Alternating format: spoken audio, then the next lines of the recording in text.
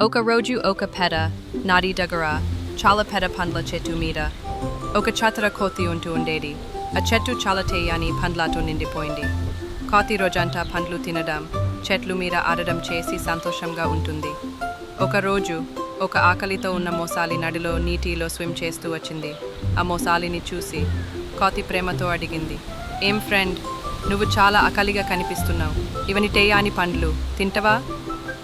మొసాలి సంతోషంగా నవ్వింది. ధన్యవాదములు కోతి, ఈ పండ్లు చాలా రుచిగా ఉన్నాయి. ఆ రోజు నుంచి కోతి మరియు మొసాలి స్నేహం చేసుకున్నారు. ప్రతిరోజు కోతి మొసాలికి పండ్లు ఇచ్చేది. ఇద్దరం కూర్చొని కథ చెప్తూ నవ్వుతూ కలిసి టైం గడిపేటారు. ఒకరోజు మొసాలి తన స్నేహితుడి గురించి తన భార్యకి చెప్పింది. ఆమె చాలా లోభంగా, అసూయతో చెప్పింది, "ఆ పండ్లు ఇలా రుచిగా ఉంటాయంటే ఆ కొత్తి గుండెలు ఎంత రుచిగా ఉంటుందో, నాకు ఆ గుండెలు కావాలి." మొసాలి షాక్ అయిపోయింది. తన స్నేహితుని ఏమన్నా చెయ్యాలి అనేది అనుకోలేదు.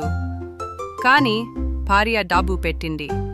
మళ్ళీ తరువాత రోజు మొసాలి కోతి దగ్గర వెళ్ళి చెప్పింది, "కోతి, నువ్వు మా ఇంటికి రా, నా భార్య నేను కాలవాలనుకుంటుంది." కోతి మొసలిని నమ్మి మొసలి మీదకి ఎక్కింది. కానీ నాది మధ్యలో చేరినప్పుడు మొసలిని అని చెప్పింది, "నా భార్యని గుండెలు తినాలని కోరుకుంటుంది." కోతి ఒక క్షణం షాక్ అయిపోయాడు. కానీ కామ్గా ఆలోచించాడు, "అయ్యో, ఎందుకు చెప్పలేదు?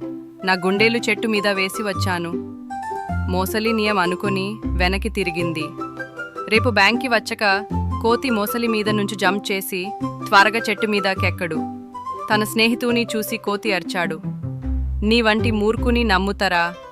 ఎవరు గుండెలు బయట వేసుకుంటారు? పోరా, నిన్నింక ఎప్పుడు నమ్మను." అప్పట్నుంచి కోతి మరియు మొసలి స్నేహం ఆపింది.